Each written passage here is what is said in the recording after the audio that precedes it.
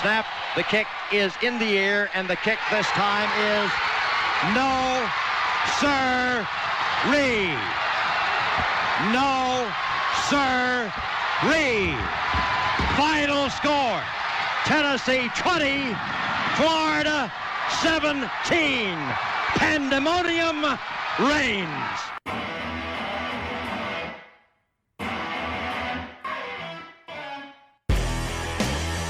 You're listening to the RTI Podcast, powered by RockyTopInsider.com. Hello everyone, and welcome back to another episode of the RTI Podcast. I'm Nathaniel Rutherford, managing editor of RockyTopInsider.com, joined again by Ben McKee, our staff writer here at RTI, and he's also, of course, the producer and co-host of the Swain Event morning radio show. You can catch it every morning from 7 to 10 a.m. on Swain's app, or on Periscope, or Facebook Live, or YouTube on the Swain Event TV as well. We appreciate you all tuning in to another episode here of this podcast. You can find us in a multitude of ways. You can subscribe to us on the Apple Podcast if you have an iPhone or iPad or any kind of Apple device. You can also listen to us on whatever app you use to listen to podcasts on your Android device. And we're also on RockyTopInsider.com. You can find the podcast tab there on the homepage. You can listen to us straight from that webpage, or you can download the podcast for either any device you have straight from the webpage as well. YouTube is a new way to listen to us and interact with us. Just subscribe to us on YouTube, Rocky Top Insider, and you can also leave comments on the YouTube video that has the podcast in there. So that's a way to kind of interact a little better with the podcast, and we can go back and see comments people have left or reply to it as well. So thank you all for listening, and thank you all for tuning in to another episode. Thank you all for listening previously. But Ben, you weren't with me after the game on Saturday to do a post-game reaction, but you obviously had a lot of thoughts online and got to get some of your thoughts on Swain's show Monday. So we won't kind of rehash the game a ton because we both have been able to kind of react to what happened on the game, after the game, shortly afterwards, or a day or two afterwards. So I will we'll obviously talk about the game and talk about things from it, but we won't have kind of a reaction to it, another reaction podcast or anything like that. But there was one thing I wanted to talk with you about, and then it got brought up with Pruitt on his press conference on Monday, that I think is a worthwhile conversation to have. And that's about Jarrett Guarantano and his play, Jarrett Guarantano and his play over the weekend, and moving forward, what's the best move for him? I will say this. I said this on Twitter, and I'm going to stand by it, and I'm going to admit when I was wrong. Ben, I was wrong about Jarrett Guarantano. I mean, you and I both came into the season thinking and hoping and believing that with the weapons he had around him, with Jim Chaney as his play caller, his offensive coordinator, with him taking, hopefully we both thought, taking, more steps as a football player and as a quarterback. I expected him to step forward and have a good 2019 season. I didn't expect him to be all SEC necessarily, but I expect him to at least be top half of the SEC, maybe even top 5 in the SEC when it comes to quarterbacks. So far through 2019, I have been very wrong, and I've been, both of us have been defenders of Guarantano, and come on here and talked about how we both think he gets too much crap for Tennessee, not playing well, and I still think that's been the case in the past. I think absolutely last year he got way too much more blame thrown on him than what he deserved. He definitely deserved some of the blame for some of the poor offensive showing, but I thought he still got more than what he deserved. This year, in the first game, I didn't think he played exceptionally well, but I again thought he got too much of the blame. This past weekend, he was arguably the top reason why Tennessee didn't win that game. Obviously, the second half defense was not good at all, and then you also had the just really bad busted play that led to the 64-yard reception by BYU's Micah Simon there at the end of regulation. But Guarantano, I can only recall a handful of throws he actually made that were what I would consider good throws or decent throws. He made just a lot of late throws, a lot of really poor decisions. Like I said, I'm admitting I'm wrong. I was wrong, Guarantano. I thought he was going to take a step forward, and for whatever reason, he's regressed this season so far. Obviously, it's just 2 weeks. He has a chance to kind of change that narrative. But Ben, is it time to? I don't want to say time to move on because we haven't seen either of these backups play. But I'm curious in your thoughts on the quarterback situation because at this point, I heard you and Swain talk about it, and I thought this was a good conversation you guys are having. If Guarantano keeps being thrown out there and keeps making the same mistakes he does, I mean, at what point does player buy-in become a question? At what point does player buy-in become an issue where you're wondering, are players, do they believe in Guarantano, or are they starting to lose motivation, starting to lose, starting to lose faith and confidence in him? I think this UTC game is going to be very important because I think hopefully for Tennessee's sake they get a chance to see Schraubmauer in there, and I almost wonder if it's a game where you still see what you have with Guarantano in the swamp against Florida, because I don't know that you'd want to throw out a redshirt freshman or a true freshman for their first start, a la Nathan Peterman in 2013 in the swamp.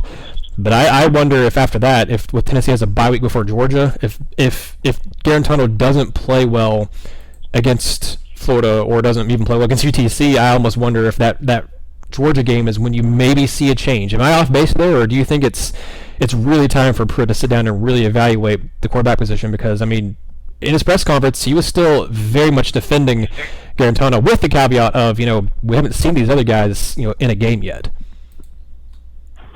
I don't know that it is maybe a little premature to definitively say that there needs to be a change for the Florida game. I'm not necessarily against it. It's just we don't know what Tennessee has, beyond Jarrett Guarantano. And Jeremy Pruitt essentially said that Jarrett's been the best quarterback on the roster. If you've been around the program for the last 6 months, it's pretty evident that Jarrett is the best man for the job. That's paraphrasing, but that's what he said. And to me, I thought that was very telling that folks don't realize maybe how big of a drop-off there is.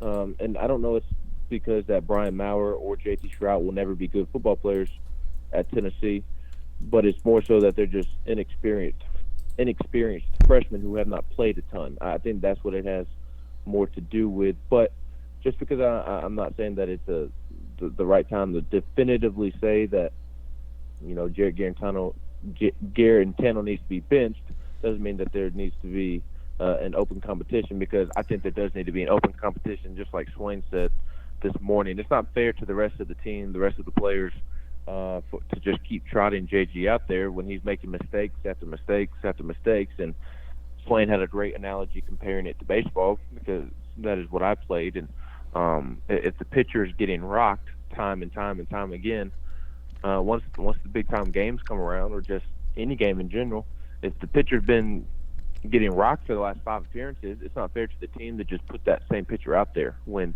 that is the reason they continue to lose. And JG was not the reason that Tennessee lost to Georgia State. He didn't play well, but he wasn't the reason Tennessee lost to Georgia State.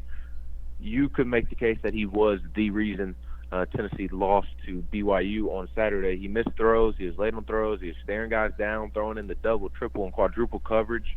I mean, it was just a terrible, terrible performance. He was predetermined where he was going to go with the football, and then he stared down the receiver and just, regardless of whether he was covered or not, just threw it anyways. And I mentioned that he missed guys that were wide open, and some of those should have led to touchdowns that essentially put the game away. But instead, he misses those throws, and instead of Tennessee being up by multiple scores at halftime, Tennessee's up by, it's a one-possession game at halftime. So it may be a little too early to definitively say that somebody else needs to be the starter for the Florida game, and I know a lot of fans disagree with that, but I'm all for an open competition, because maybe that will get JG going. The reason I was high on JG going into the season was because he didn't turn the football over last year. Mm-hmm.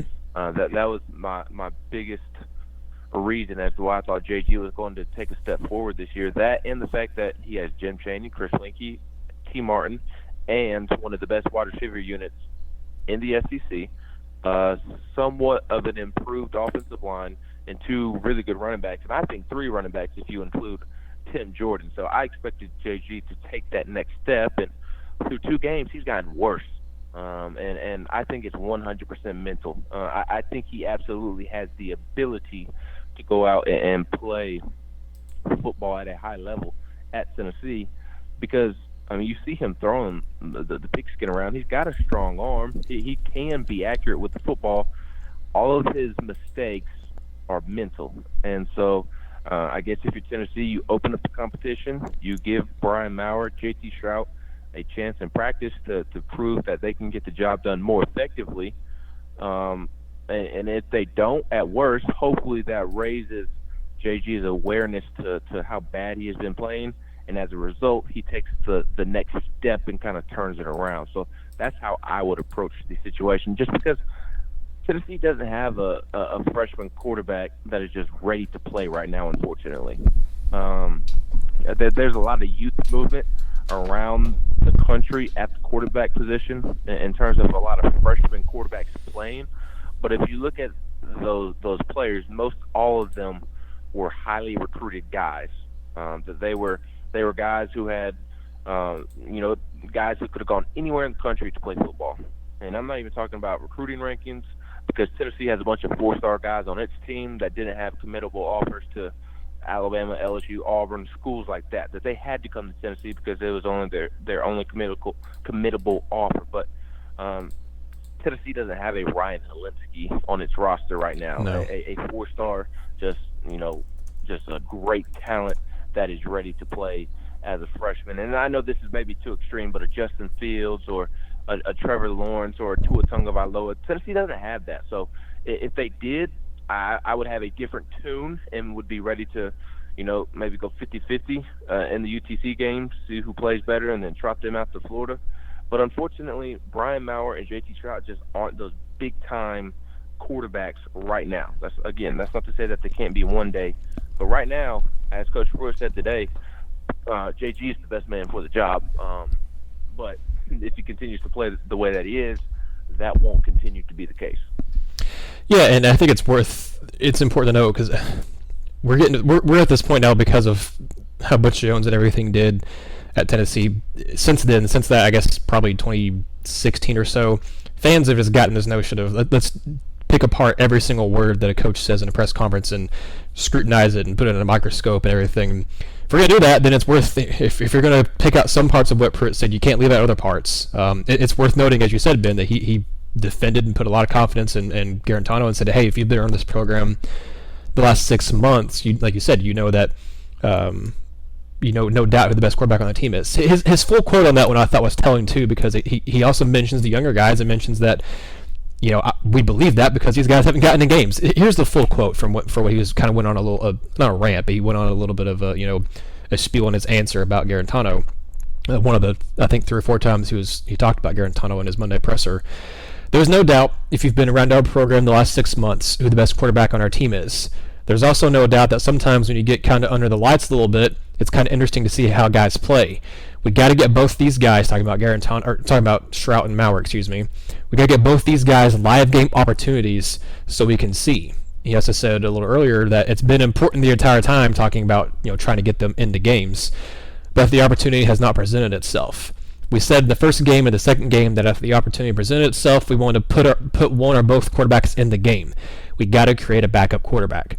To me, Ben, it reads more like, yes, obviously he's publicly saying he's got a lot of confidence in Guarantano, and that's the right move to make. You don't go out to the public and bash your starting quarterback and say, yeah, well, he's been awful, and just go off. And there's maybe other things he could have said and could have done to instill more of maybe a sense of urgency in Guarantano publicly. But I imagine he's saying a lot of things privately to Guarantano to let him know, hey, this ain't cutting it. And he said it earlier in the presser too, where he said that Jarrett's just like all the rest of us. He's got to look in the mirror and realize there's a lot of things he's got to fix, that everyone here in the program's got to fix.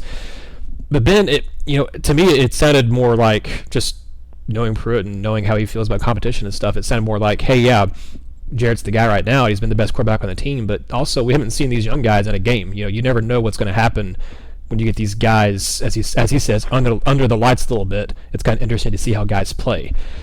I think this UTC game is vitally important to seeing. It's against UTC. It's not like Maurer or Stroud are going to go in against even against the BYU, but it's not like they're going to go against that or a Florida or a Georgia or a Kentucky or Missouri or anything like that. But hell, it's going to be very important to get those guys in and get those guys in. Before just some fourth quarter mop-up duty, get them in to actually run some offense in the second half. That was a thing that we talked about, everyone was talking about before the Georgia State game, and then obviously that didn't happen because that was a disaster. But you've got to get there is no excuse for Tennessee not to have Stroud or Maurer, or one of them at least, get some actual snaps against UTC. If that doesn't happen, God, man, that will be a disaster. I mean, obviously, that I don't expect Tennessee to lose to UTC, but if it's close enough to where you aren't able to get your backup quarterback, at least one of them, into the game, at least in the fourth quarter against UTC, that would be a disaster, and that to me would not bode well at all for the rest of the season for Tennessee. Yeah, I think you have to get both quarterbacks in. I agree. I was kind of the only member of the Swain event family this morning on that limb. Both Swain and Brad Matthews thought that you at least have to play 2. Well, I guess they weren't against getting 3 in. They just don't think that it will happen just because of Tennessee's history of playing down to opponents and not really giving it's fair. Enough time in the game to get all 3 quarterbacks in, which I understand and I don't disagree with, because obviously there are plenty of examples. Georgia State, UMass, North Texas, the list goes on and on, Appalachian State, about underperforming or examples of underperforming the teams that they shouldn't. There's so many examples, but I think that there needs to be a plan going into the game where JG is given the first half, Maurer or Strout is given the third quarter, and then the other quarterback, whoever's third, gets the fourth quarter. And I don't think that Tennessee will necessarily be up 49-0 at halftime, but they should be up 31-3 or 35-0, or so, somewhere in that ballpark. Yeah, right. Where they can feel 95% comfortable about pulling JG. I mean, it's kind of hard to talk about UTC in that manner just because of what happened against Georgia State. But I guarantee you, if Tennessee and Georgia State played 10 times, Tennessee would win 9 out of the 10. It's just that one time Georgia State won. I mean, I think you can just see by the effort that was given on Saturday against BYU that the Georgia State game will not happen again if those 2 teams played, because that was the main issue. The effort issue was the biggest issue against Georgia State, and if effort was not a problem, Tennessee wins that football game, in my opinion. So I would go in with the plan to play JG the first half, play Maurer or Strout the third quarter, and then play the other one the fourth quarter. That way you were getting the other 2 guys plenty of playing time, and hopefully they wouldn't do the whole Butch Jones thing to where when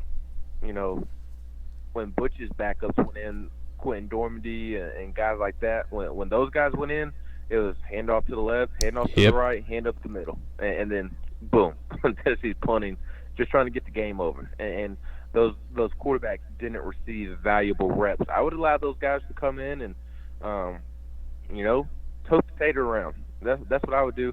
And if UTC gets upset with it, so be it. I mean, where Tennessee's current football program is, I think it would be a good thing if you could, a good thing for the fans if you could beat a team down 77-0 or 80-something-0. I think that'd be great for the fans. Obviously, that means you executed well. That means that you let Brian Maurer and J.P. Strout go out there and play. So that's what I would try to get done going into the game. Obviously, what happens in the game will be different than what's expected, and then you adjust on the fly. And maybe you let JG play all 3 quarters. He's been out of rhythm, out of sync. Maybe you let him play the majority of the game, regardless of the score, to kind of get the demons out of him, so to speak, and get him ready for the Florida game, because there's been miscommunication between him and the receivers. He's missing receivers just flat out. He's not reading the field well enough right now, so maybe you just let him play the majority of the game and try to exercise those demons and get all the cobwebs out of his head. Maybe you do that, but I am a fan of both backup quarterbacks playing this weekend, maybe one more so than the other. But to me, in order to truly evaluate them, you've got to get them in the game. Absolutely, 100% agree. And before we kind of move on to our second main topic here on the podcast, I want to still keep on this Jarrett Guarantano discussion and kind of the quarterback discussion in general. Ben, like I said, I admit I was wrong about what Guarantano could be or what he could have done, because you look at what he did last year. In my opinion, if Guarantano plays the way, or Guarantano, excuse me, plays the way he played last season in Tennessee's first 2 games this year, Tennessee's 2-0. I mean, like I said, I know he wasn't the main problem in the first game, but even still, he finished with 300 passing yards and 65 completion percentage. It still, on paper, looked really good, but if you actually watch the game, you realize, it wasn't the best performance by him. He could have done things better. There's several plays that I'm sure he wishes he could have had back, and he didn't have a clean game. We both, I think, gave him a C, or around a C grade in our position report card, after the Georgia State game. But after last week's game, we both gave him an F for that game, because the BYU game, he got bailed out twice by Juwan Jennings. He made a horrible decision to throw literally into triple coverage in his interception. There were a couple different times you mentioned in different things that I remember watching in the game where he was late on another throw to Juwan Jennings that could have been a touchdown, should have been a touchdown. He was late on another throw to Josh Palmer. He didn't make correct reads where he had the Dominic Anderson one that was incomplete, I think might have been more on DWA than Guarantano, but it wasn't great for either one of them on that play. But what has happened with Guarantano? I think that's kind of the main point of this podcast is, I mean, he's taken steps back in the off season and heading into this season in a year where we all thought he was at least, even his biggest critics thought he should at least show a little improvement given what all was going his way. I mentioned earlier, I mean, he has more experienced receiving core. He has Ty Chandler and Eric Gray out of the backfield as weapons in the passing game, and those two are really good in space and really good on screens, and even getting him out onto, in the middle of the field off of angle runs and things like that, or angle routes and things like that. They're really good. You have Jim Chaney, who's been really good at developing quarterbacks and really good at playing to the strengths of his offense. And I mean, Chris Weinke is a Heisman-winning quarterback and his position coach. And I imagine, I don't think he's been a big-time quarterback coach in college football, but imagine still that's not a bad person to learn from. And with Team Martin there, who obviously played quarterback at the highest level for Tennessee, if nothing else, if he's not going to teach you the quarterback position, he can at least teach you the mental aspects of how to deal with being the starting quarterback at the University of Tennessee. All of those things should have mixed together to at least provided, Guarantano a way to have at least minimal improvement. But it's not even like he hasn't shown any improvement. He's taken steps back. I mean, I know part of the thing last year was that he was, he didn't turn the ball over a whole lot because they didn't ask him to take a ton of risks necessarily. They would throw deep passes, but it was passes to where if his guy couldn't catch it, he probably wasn't going to be picked off, and he wasn't asked to make a ton of reads. And this year they've given more freedom, and he hasn't done a very good job of that freedom. He's taken more risks, and he's not been taking smart risks. There's a difference between taking smart risks and bad risks in football. The smart risk is throwing it deep to a Josh Palmer or Marquez Callaway or Juwan Jennings and trusting him to make a play. A bad risk is what he did on Saturday when he threw in the triple coverage at least twice, and once got bailed out by Juwan Jennings. The other time, obviously, was picked off very easily. Ben, what do you make of it? Because I think maybe it's the fact that I don't know if too much is on Guarantano's plate, or if it's he's taken into mind of he feels like he's got to do, not that he's got to be Superman or anything like that, but he feels like he's got to do more. I don't know. I don't know if it's a mentality thing. I don't know if it's a confidence thing. I don't know what it is, but he just hasn't taken really any steps forward in any aspect except maybe his mobility. He's moving a little better in the pocket and out of the pocket, and running a little bit better. But he's still not like he's gaining a whole lot there.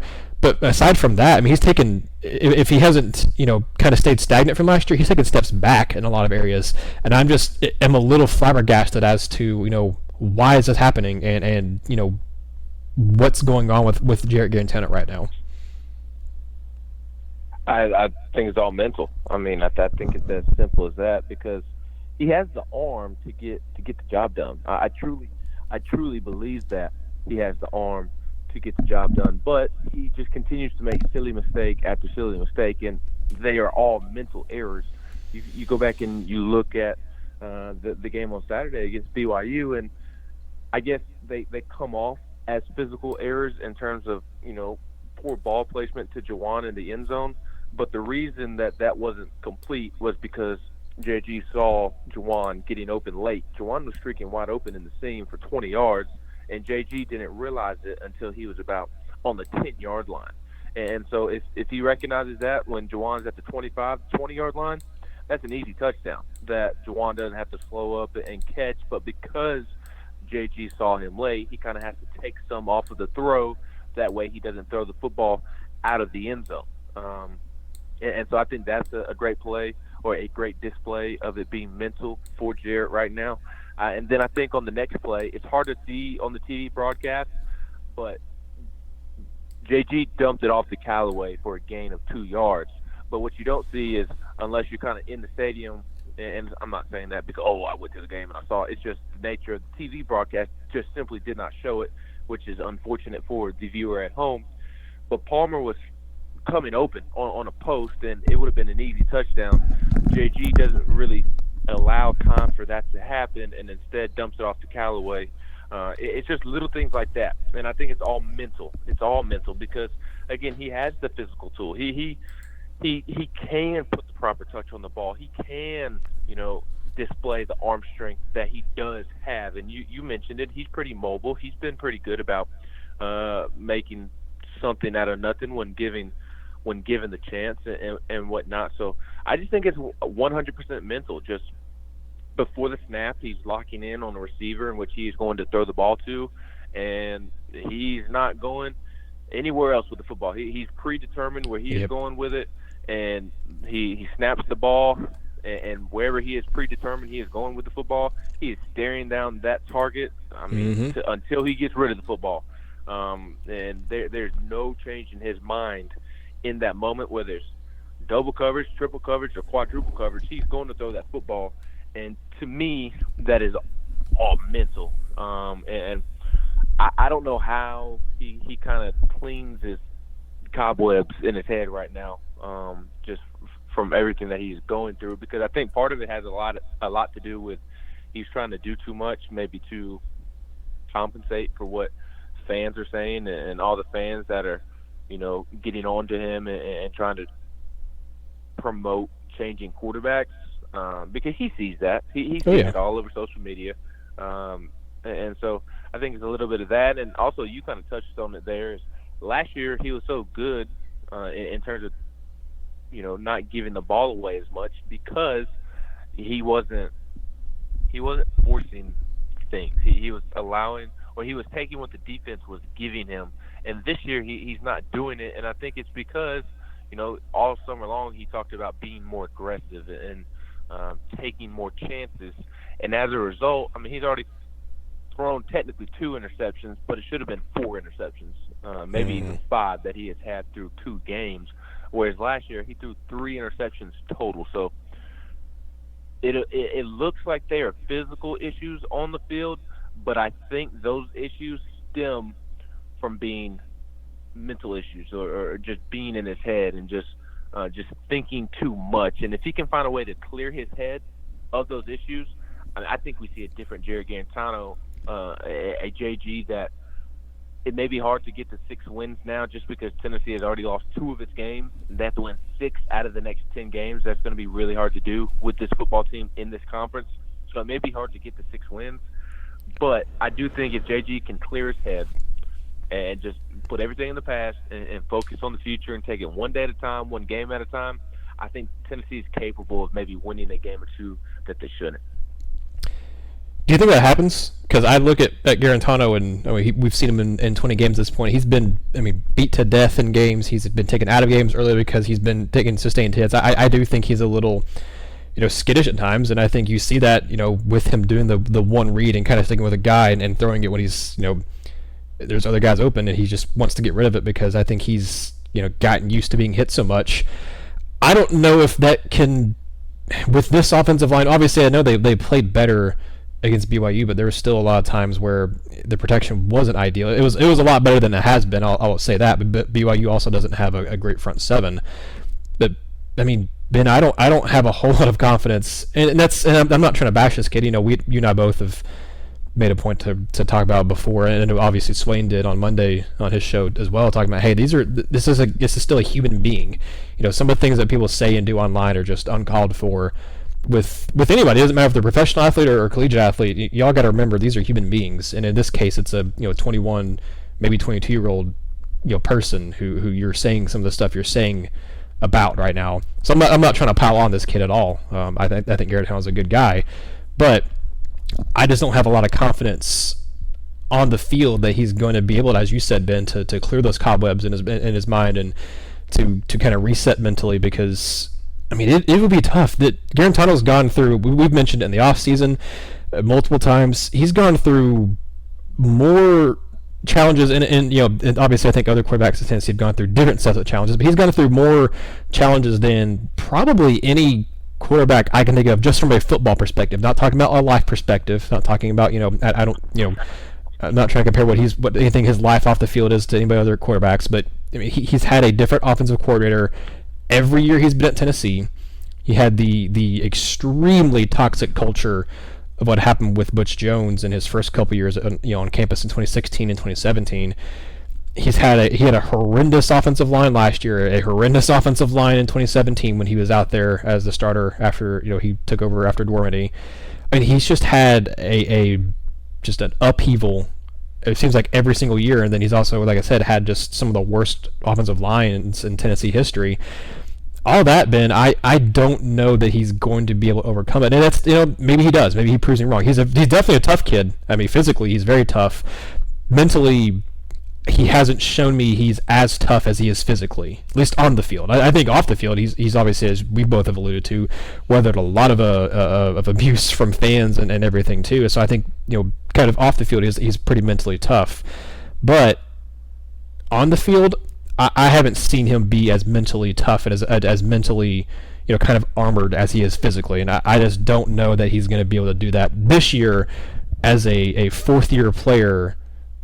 It's would be one thing if this was a Brian Maurer who's a freshman and just kind of having some of these issues. You could say, hey, there's a chance to move on. He's a young kid. He's got a chance to, get some of the stuff righted moving on. With Guarantano, with him being in college for 4 years now, and just all the stuff he's endured, I don't know if all those years and years and years or weeks and weeks piled up to a couple years now of just being beaten so much on the football field by opponents. I don't have a whole lot of faith that he's going to be able to wipe away those cobwebs, as you put it, in his mind. Yeah, I think we're at the point where we just kind of know what we're going to get with JG, and I do think he's capable of turning this around. I truly do. I mean, he is. We have to remember that he is in a new offensive system with new lingo, new plays.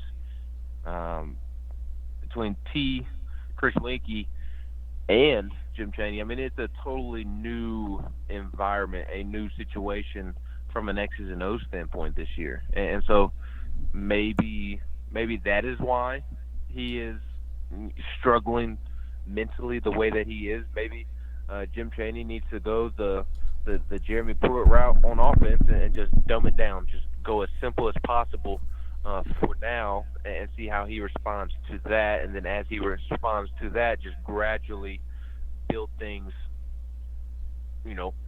into the playbook week by week. And obviously that would not be good news. That would limit your offense if you have to go really simple with JG. He's a fourth-year quarterback. That shouldn't be the case, but hey, maybe he's just struggling to understand the concept of the offense and what he needs to accomplish.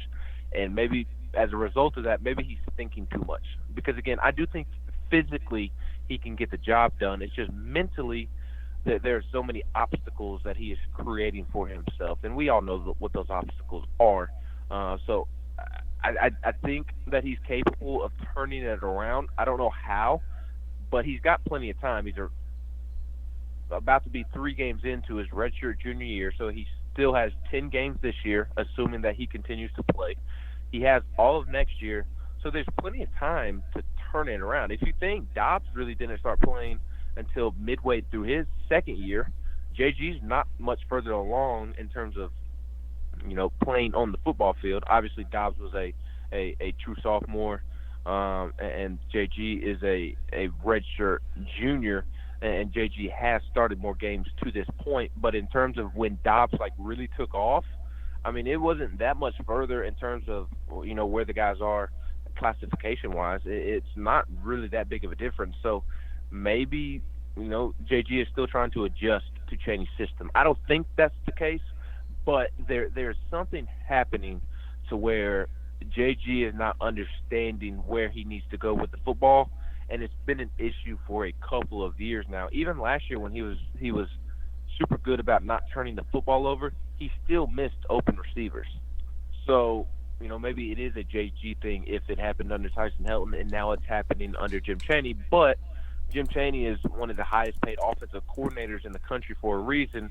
It's his job to find out what that reason is and find a solution for it. So, I'm kind of with you in the camp of we kind of know what we're going to get from JG for right now. But I also do think that there's a possibility that put in the right situation, he can play his way out of it. I truly believe that because, again, it's all mental for him. He has the physical tools to be a good quarterback in this conference. Maybe not the physical tools to beat an Alabama, a Georgia, or maybe even a Florida. But you can't convince me that he doesn't have the physical tools to beat BYU, to beat Mississippi State, South Carolina, Missouri, Vanderbilt, Kentucky. You can't convince me that he doesn't have it. We saw it on full display against a top 25 Auburn team last year. We saw it on display against a top 15, top 20 Kentucky team, the best Kentucky team in program history. So he has the ability to go out and do it. He just has to find a way to clear those cobwebs in his head. And if he can do that, then I think he can be one of the more productive quarterbacks in this conference. I just don't know that he's ever going to be like a top 4, top 5 quarterback in the conference. Maybe statistically he will be, but in terms of pure talent, I don't know that he'll ever get to that point. There have been a lot of comparisons between Guarantano and Jonathan Crompton, and obviously because Crompton came in with a lot of hype because he was a highly rated quarterback. Guarantano came in with a lot of hype because he was a highly rated quarterback, and neither one had the kind of starts to their careers that fans were hoping for. And then obviously you entered Jim Chaney in 2009 for Crompton, and he takes off. But Ben, you mentioned there a good point, you liking to Josh Dobbs and Guarantano. I think if you look back at what Crompton did in 2009 under Chaney, it took him a few weeks. And like you said, maybe I don't know that it's Guarantano trying to adjust to Chaney or whatever it is. He's tried to adjust to a lot of different offensive coordinators in his time at Tennessee. But if we're going to look at that as a comparison, obviously the 2009 and 2019 Vols squads are very different in a lot of different aspects. But one regard is you have that they are similar is where you have a quarterback, like I just said, who's highly rated and hasn't lived up to their potential at Tennessee yet, and who Chaney is kind of tasked. And obviously Chaney had Kiffin as his head coach, who's an offensive guy, and now he's got Pruitt, who's a defensive guy. But Chaney's been kind of tasked with helping turn around this quarterback's career. In the first game of the season, Tennessee against Western Kentucky, that you could liken that to Georgia State, but even that wouldn't be an apt comparison because that was Western Kentucky's, I believe, their very first year in the FCS. Georgia State, Tennessee still shouldn't have lost them, but that was at least Georgia State's. I think this is their 7th, year in the FBS. So this is Western Kentucky's first year as an FBS team. I think I said FCS. Excuse me. That's their first year as an FBS team. They come out and obviously blow them out. Crompton throws for 230 yards and 5 touchdowns, 2 picks, but also 5 touchdowns and was 21-28. But obviously that's not really a test. That's against a team that was an FCS school the previous year. When he played his next couple games against a UCLA team that wasn't that great that season, if I remember correctly. I know the 2008 UCLA team wasn't that great. I don't think 2009 was all that good either. It comes out, he was bad. He was really bad. 13-26, no touchdowns, 3 interceptions, 93 yards. Next week on the road against Florida, very similar results. 57% completion percentage, 93 yards, no touchdowns, 2 picks. So we're looking at what happened with Guarantano here, Ben. That's pretty similar. In Jim Chaney's first year in 2009 and Jim Chaney's first year here in 2019, Guarantano obviously has a better stat line, but he also hasn't played a UCLA in Florida. But it took Crompton. Even looking at Ohio, he only completed 50% of his passes for 222 yards, 2 touchdowns, and a pick the next week. And then he played the Tennessee lost to Auburn. He wasn't efficient. He only completed 46% of his passes, 20-43, 259 yards, no picks, which was big, and 2 touchdowns. But it wasn't really until week 6 when Tennessee played Georgia and had that big victory over the Bulldogs. That's kind of when you saw the big turning point. I think he made some strides in the Auburn game from what I remember. Obviously, like I said, the completion percentage wasn't ideal, but he made some strides in that game against a good Auburn team that year. That Georgia game is really, like I said, week 6, kind of the halfway point of the season, is where you saw Crompton make a big turnaround. 28-27, 310 yards, 4 touchdowns, and a pick. He would go on that season later on. He played okay against Bama, and that game was obviously an ugly game, but he did all right. He was 21-36, a touchdown, interception, 265 yards. Against Memphis, I mean, obviously it was a Memphis team that was not very good, but 5 touchdowns, no interceptions, 331 yards. Finished the season pretty well against Vanderbilt and Kentucky, and didn't play too poorly against Virginia Tech in the bowl game. So, like you said, Ben, Crumpton isn't remembered as one of the best quarterbacks in Tennessee history, but that season helped him, become a better quarterback, and he put up some pretty decent numbers. He finished in the, I think, top 5 in both passing yards and passing touchdowns in the SEC that season.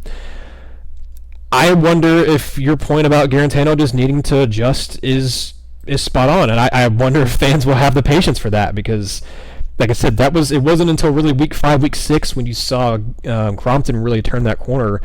Week 5 for Tennessee this year would be the Georgia game, and I don't know. I mean, that's obviously will be coming off a bye week, so it's kind of week 6 and on the actual schedule. I don't know if Guarantano hasn't looked good before the Georgia game, man. I can only imagine how fans are going to be reacting if Guarantano is still, if he's throwing another 2 or 3 interceptions by that point, if he still isn't making great throws. I don't know if fans are going to allow the fan pressure. If I don't know if Pruitt will succumb to it or not, but I don't know if the fan pressure will allow Guarantano to still be, the main guy at quarterback by the time Tennessee plays Georgia, unless he goes out and shows a better performance against Florida. Because you can do whatever you want to against UTC. People aren't going to care. They're going to care a lot about what you do on the road against Florida, though. And I'll be very curious, as you said, to see if maybe it's just an adjustment period to getting used to the offense, or if this just, as we've said, it is what it is with Guarantano, and that's just what you're going to get. Yeah, and you reach the point of, if he's not playing well by the Georgia game, then you probably need to make a change at quarterback. But do you really want to throw Brian Maurer and J.T. Stroud in against Georgia? I think that could be dangerous for the long-term ability of those two whoever started to be a really good starter. And not even that, but you have that game. Yeah, you have that game, then you have Mississippi State, and then you have Alabama all in a consecutive week. So it's not like it's Georgia and then maybe an easier game. It just keeps getting harder after that game. And you have South Carolina after the Alabama game, and the reason I mentioned South Carolina to go along with Mississippi State is those are 4 straight really tough defenses, really tough front sevens that if Tennessee's offensive line doesn't continue to progress, the quarterback is going to get beat up regardless of who it is. So maybe you do throw Brian Maurer in there because, Pruitt said today at the quarterback club that he's a 4.6 40 guy. Maybe he's a guy that can make some plays with his legs, and you don't win that football game, but you feel better about the direction of the offense, because it kind of reminds me of the 2014 Tennessee-Alabama game in Neyland Stadium, where Peterman started, or Worley started, and then Peterman came in, and then eventually Dobbs came in, and Dobbs was able to make some plays with his legs and make that a closer football game than what was anticipated, at least throughout the middle of the game. I don't think the final score was all that pretty, but there was a point in that game where Tennessee was only down 10 or 13 points. So maybe Brian Maurer can come in and do that and make some plays with his legs. But, I mean, if those two aren't ready to play in the month of October, I think you still ride with JG, even if JG is struggling, just because you don't want to ruin Stroud or Maurer long term, because it's not just one game that would ruin them. It's if one of them plays all of October and they are beat up repeatedly and turn the ball over quite a bit, that's when you worry about their long-term future. So that would be my only concern, is that you may just have to bite the bullet with JG at some point to protect Maurer and Stroud long-term. But we'll see if it even reaches that point.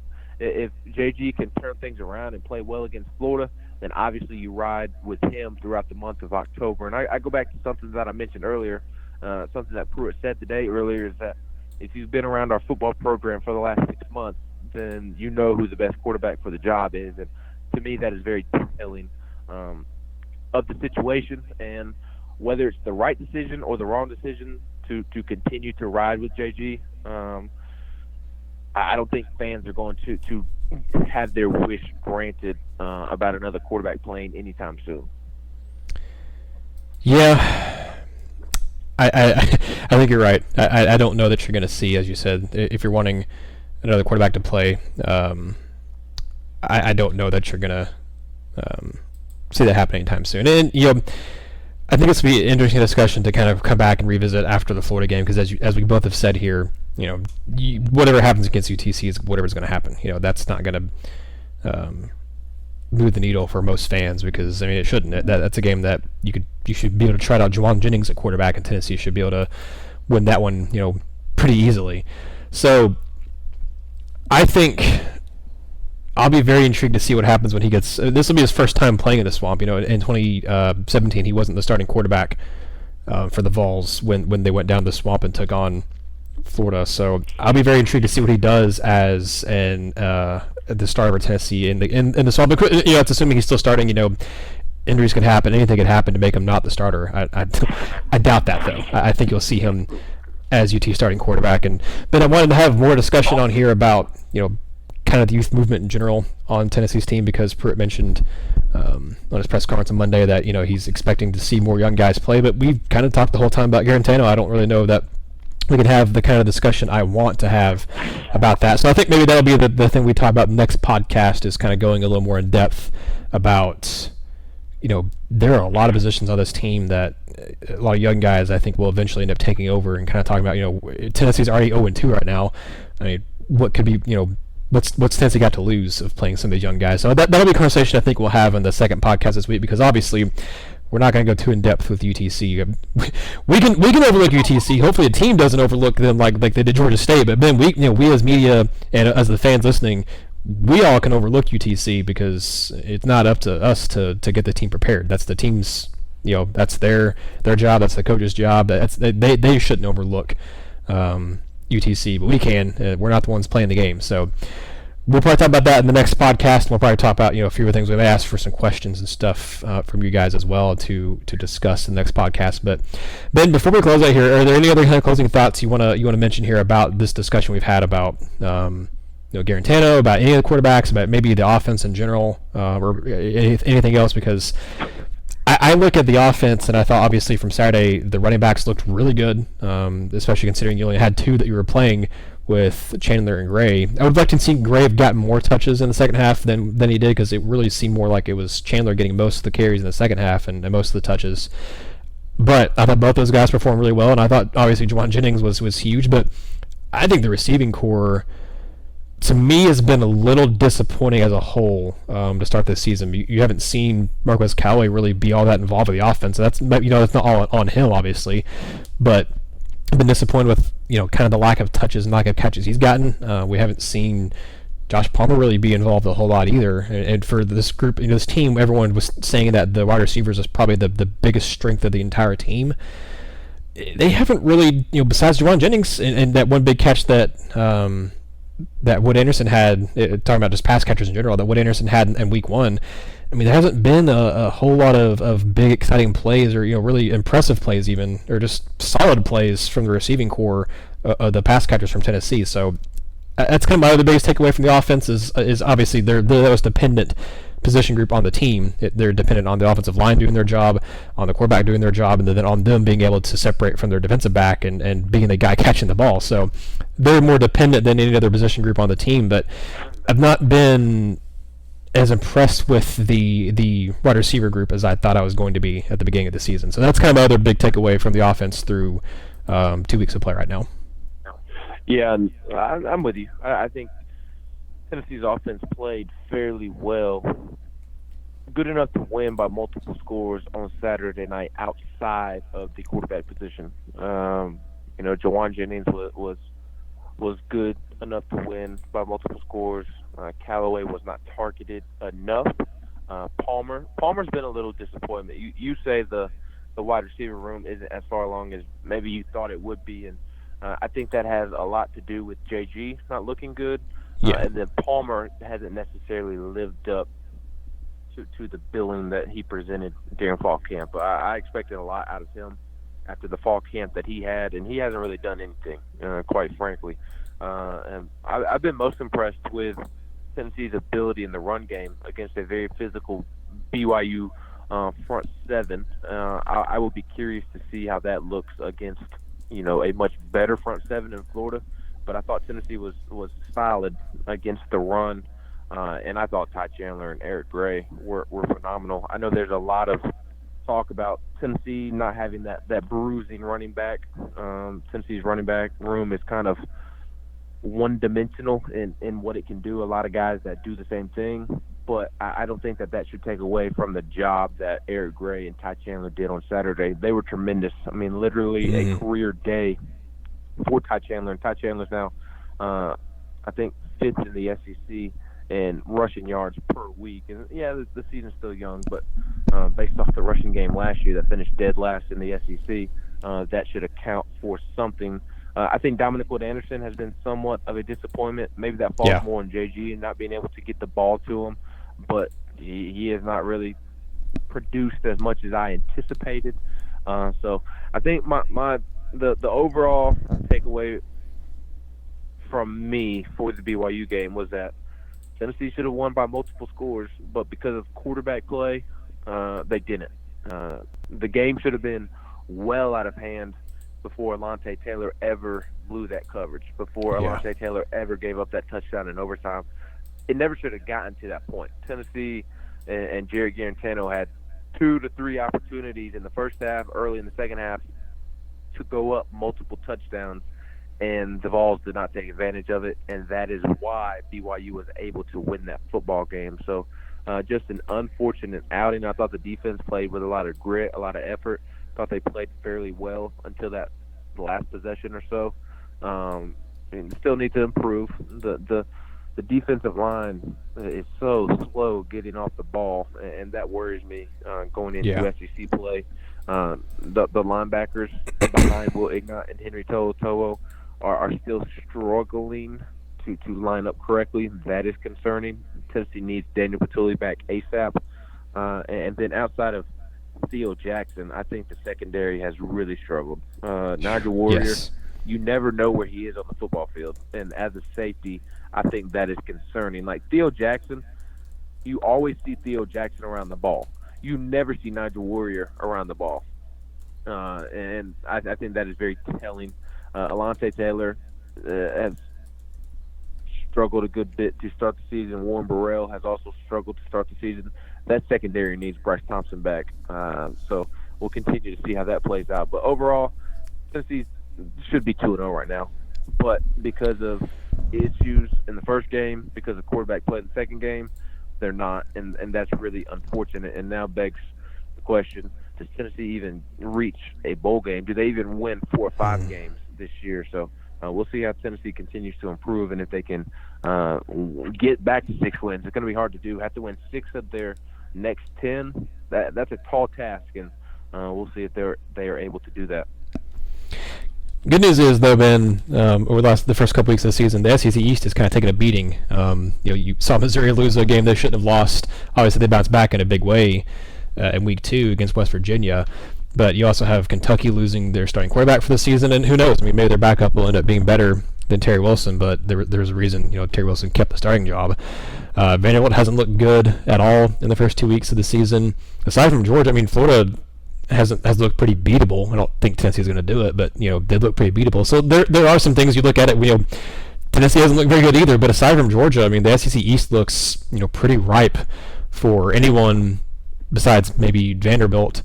Or maybe Tennessee, you could say, but it looks really kind of ripe for anyone to kind of make moves within the 1 through the 2 through 7 behind Georgia. So that'll be a discussion I think we could maybe have in the next podcast too, kind of looking at where do we think the odds are Tennessee even makes a bowl game this year, kind of looking at the schedule and how Tennessee's played the first 2 weeks and everything, along with the discussion of whether or not it's time for the youth movement for Tennessee. But that'll be for the next podcast. We appreciate you all listening and tuning in for this one. Kind of a very quarterback-centric podcast, but I thought that was kind of obviously the most pressing topic of discussion coming out of the weekend and coming out of Pruitt's press conference on Monday as well. There's a lot to digest, a lot to discuss as it comes to Tennessee's quarterback position right now, and opinions are very hot on the subject. And like I said, some people were being kind of disrespectful and over the line about it, but I do think there are a lot of good talking points to be had about the whole thing. So signing off for Ben McKee, I am Nathaniel Rutherford here at RocketTopInsider.com. We'll see you guys again later on this week. And until next time, this has been another episode of the RTI Podcast.